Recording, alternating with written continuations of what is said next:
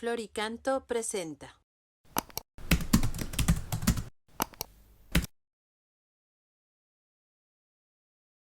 Número 536 del compendio del Catecismo.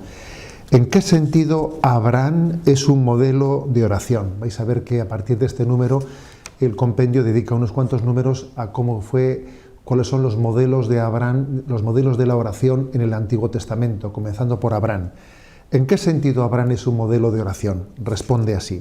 Abraham es un modelo de oración porque camina en la presencia de Dios, le escucha y obedece. Su oración es un combate de la fe, porque aun en los momentos de prueba, él continúa creyendo que Dios es fiel. Aún más, después de recibir en su propia tienda la visita del Señor que le confía sus designios, Abraham se atreve a interceder con audacia, con audaz confianza por los pecadores. Bueno, es hermoso ver la figura de Abraham como hombre orante. En Abraham la oración casi es sinónimo de obediencia, es obedecer a Dios. No es decir muchas palabras, fijaros. A veces nosotros identificamos orar con decir fórmulas y... No. Lo curioso es que en el caso de Abraham conservamos muy pocas palabras suyas y de hecho es un hombre que se caracteriza por obedecer sin palabras, en silencio. La oración tiene como esencia la obediencia a la voluntad de Dios, descubrir la voluntad de Dios y obedecerla. Lo cual no quiere decir que esa obediencia sea una obediencia que anule todo el proceso interior que uno tiene que tener para que llegue a formular esa obediencia, esa confianza en Dios. De hecho, conocemos, por ejemplo, como en la primera palabra que le escuchamos en la Sagrada Escritura a Abraham, que está en Génesis 15, 22, pues es como una queja velada a Dios, se queja de que no me has dado quien me herede, me prometiste algo que yo no sé exactamente cómo se va a cumplir, es una especie como de queja velada, lo cual quiere decir que esa obediencia que él tiene a Dios, que le dice, vete a la tierra que yo te mostraré, sal de aquí, vete a la tierra, esa obediencia que él tiene a Dios no quiere decir que él no tenga su batalla interior, él tiene su lucha interior. La oración es también una batalla interior en la que vamos rindiendo nuestra voluntad a la voluntad de Dios, vamos confiando en Él. Otro pasaje importante de la vida de Abraham es esa acogida misteriosa que narra el capítulo 18 del Génesis a ese huésped misterioso, ¿no?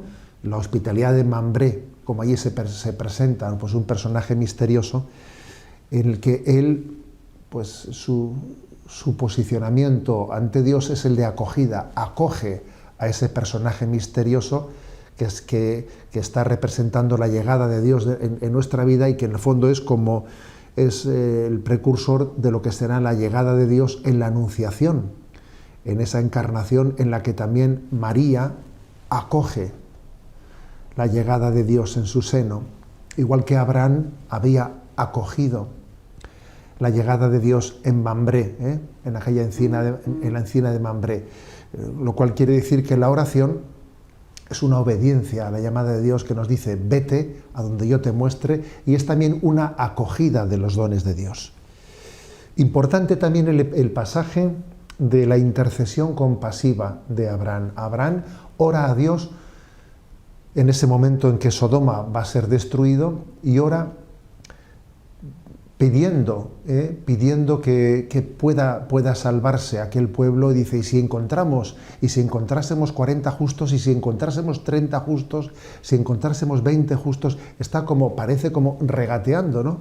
Regateando ante Dios, pidiendo la misericordia en función de que en ese pueblo que iba a ser destruido podría haber algunos justos que, en virtud de la pureza de su corazón, pudiese Sodoma librarse de esa destrucción. Abraham pues nos enseña a que nuestra oración tiene que ser una intercesión compasiva ante los sufrientes de nuestra vida, ante los sufrientes de la vida. Pero sobre todo, la oración culminante de Abraham la encontramos en torno al sacrificio de Isaac. Cuando Dios le pide, después de que había tenido pues esa batalla interior de que no tengo quien me herede, y se queja ante Dios, pero le obedece al mismo tiempo que se queja pero le obedece, y finalmente Dios le da el hijo que le va a heredar, le da a Isaac, y entonces, qué sorpresa, Dios le pide que le sacrifique ese hijo único suyo, y Isaac, su hijo querido, aquel en el que parece que se iba a cumplir pues la promesa de que él iba a tener una descendencia. Y en ese momento su oración alcanza el cenit, la culminación, cuando Abraham le responde a su hijo Isaac, que le dice pues, padre, aquí tenemos todo preparado para ofrecer el sacrificio, pero no tenemos. ¿Dónde está el cordero? ¿Dónde está el cordero que vamos a ofrecer para el sacrificio, ¿no? Una pregunta dramática que le hace el hijo a Abraham, y Abraham le responde diciendo: hijo, Dios proveerá,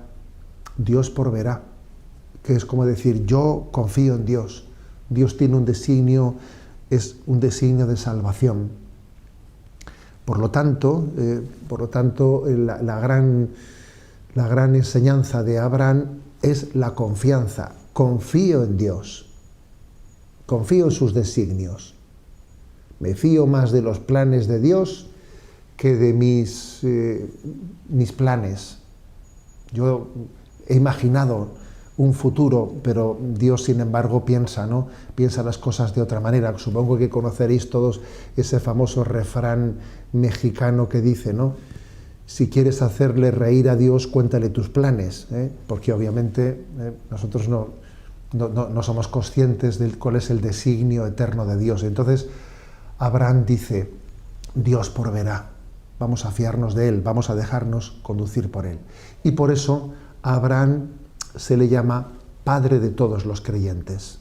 Abraham es el padre de todos los creyentes porque él nos ha enseñado a dar a pronunciar el hágase, que María finalmente lo haría suyo con ese fiat. Nuestros dos grandes modelos en la fe son Abraham y María. Abraham es padre de todos los creyentes y María es modelo en esa fe, en ese fiat, en ese abandono. Dios proveerá, y Dios proveyó, y así lo hizo en Jesucristo, que entregó a su Hijo como sacrificio de propiciación por todos nosotros. Abraham hizo de toda esa historia de salvación una oración continua delante de Dios, en la que aprendió obedeciendo, confiando y poniendo en Dios su esperanza.